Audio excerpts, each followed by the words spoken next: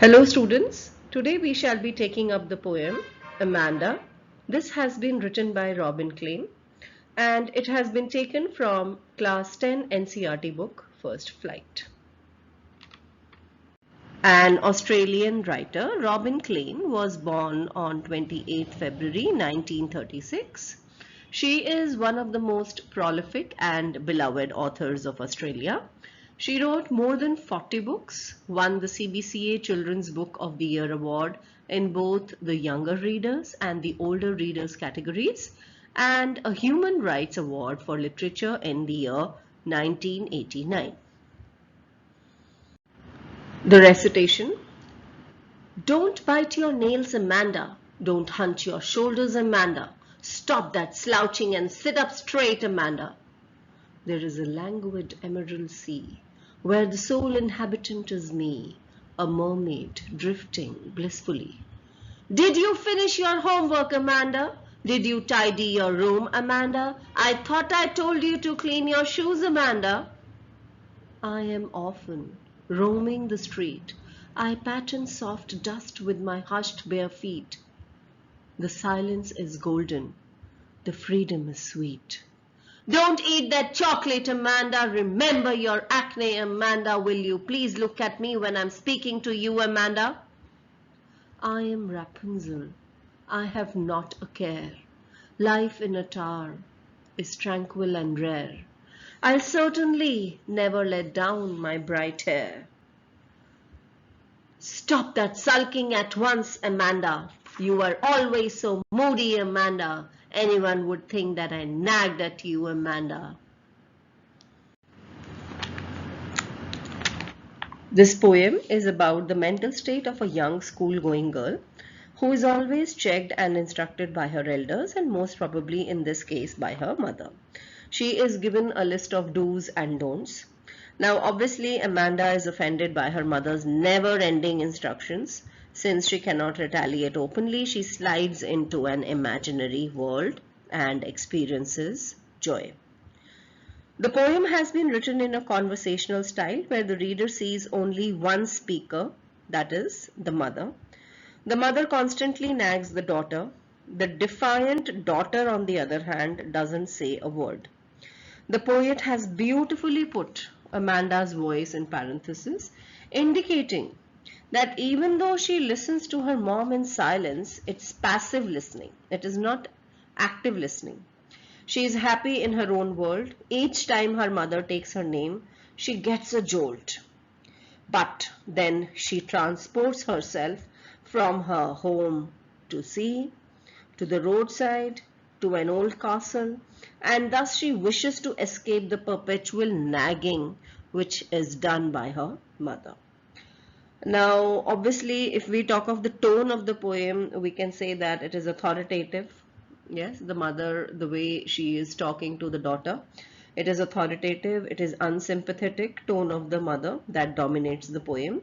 She doesn't have any empathy for the young child. Okay, so this was the introduction and title, what is the style and what is the tone of the poem, and we also discussed about the title. Let's go on to the next stanza wise explanation. So now there are two stanzas here. You can see, don't bite your nails, Amanda. Don't hunch your shoulders, Amanda. Stop that slouching and sit up straight, Amanda. So there is no rhyme scheme here when the mother is speaking. However, if you will observe the next three lines which are in parenthesis, all right. So here you will see that there is a rhyming scheme, that is A, A, A. So now in the first stanza, Amanda is instructed by her mother not to bite nails, not to hunch her shoulders, and sit up straight in an erect posture without bending her shoulders. We can see there are two poetic devices in the first stanza. The first is anaphora and the second one is alliteration. So the repetition is also there. Repetition of the word Amanda indicates that the mother is constantly nagging the child. In the next stanza, we can see there is a metaphor here. All right. The comparison has been made to that of a mermaid. She compares herself to a mermaid, wherein she says, There is a languid, languid is calm. There is a calm sea with green water, which forms a peaceful, free atmosphere, which is set against the suffocating environment at her home. So this child is immediately, as soon as the mother starts scolding her, starts, you can say nagging her, she transports herself into a calm sea. And this calm sea is quite peaceful, and it is a great contrast to this suffocating environment at her home. So she finds herself free, she finds herself calm, and she transports herself to this languid emerald sea, calm sea with green water.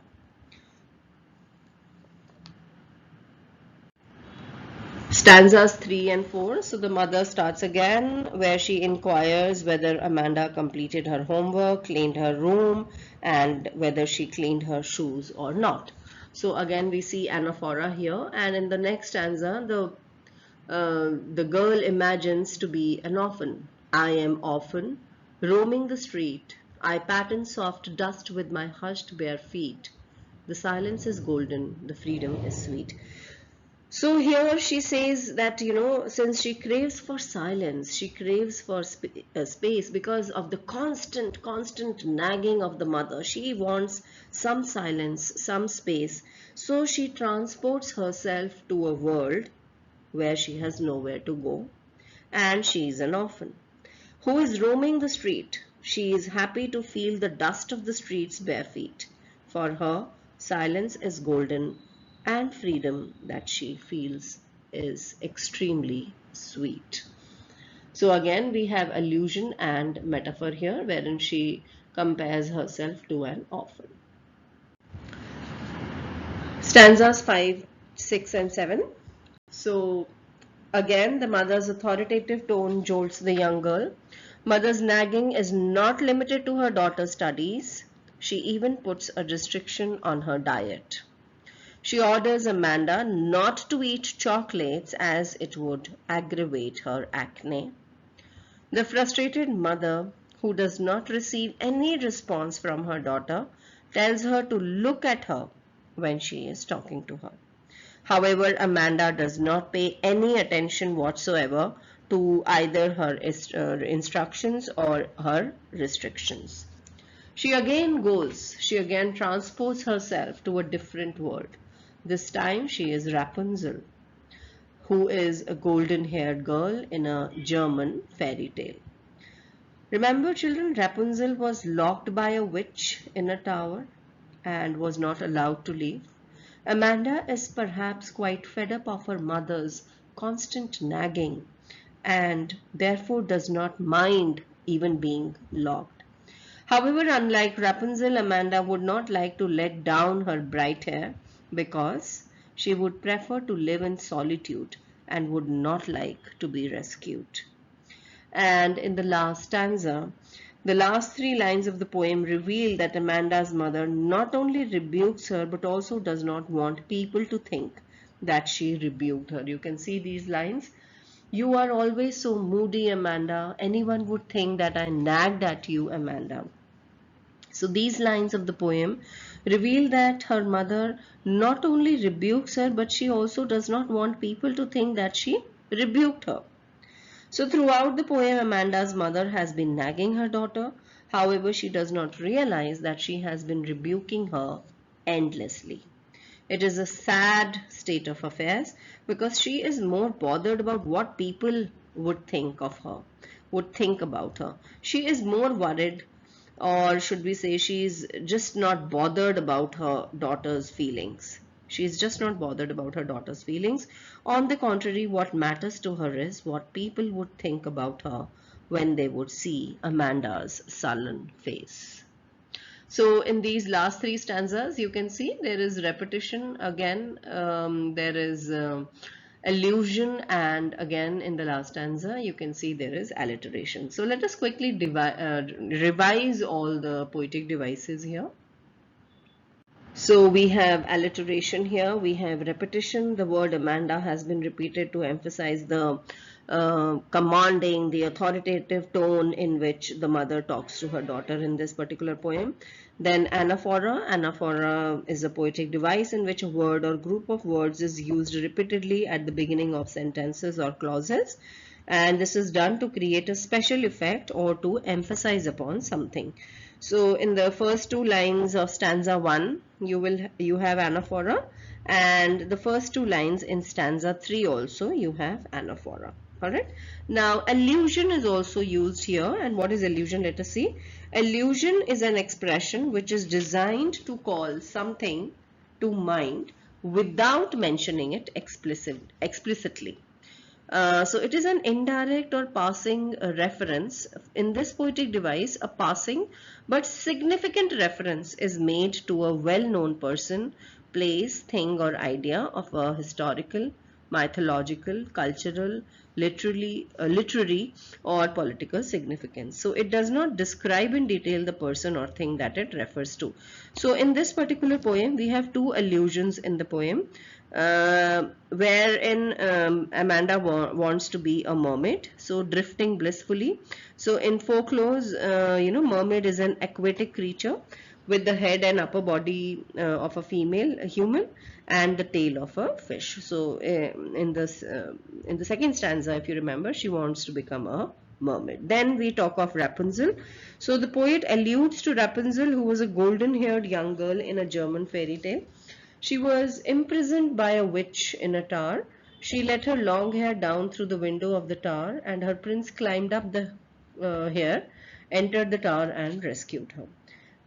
Then we have metaphor here in stanzas in lines 2, 4, and 6.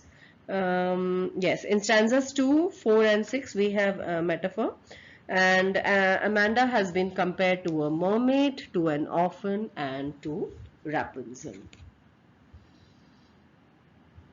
Let us conclude the poem. This particular poem deals with child psychology. The young girl Amanda does not say a word. Not a single word has been uttered by this girl in the poem. The poem portrays the manner in which elders should deal with their children. Sometimes constant nagging does not bring about any positive changes. On the contrary, children become defiant and they even withdraw and prefer to stay in their own worlds. The poem has tried to convey to all such nagging helicopter parents who cannot comprehend what and how much to say when it comes to guiding their children to have healthy and friendly relationships with their children. So parents must be supportive and treat their children with affection. Children will definitely listen to their parents if they are given adequate support, space, and above all, love that they deserve. I hope the poem was clear. There was no confusion. In case of any doubts, please send it in the comment box. Thank you for watching.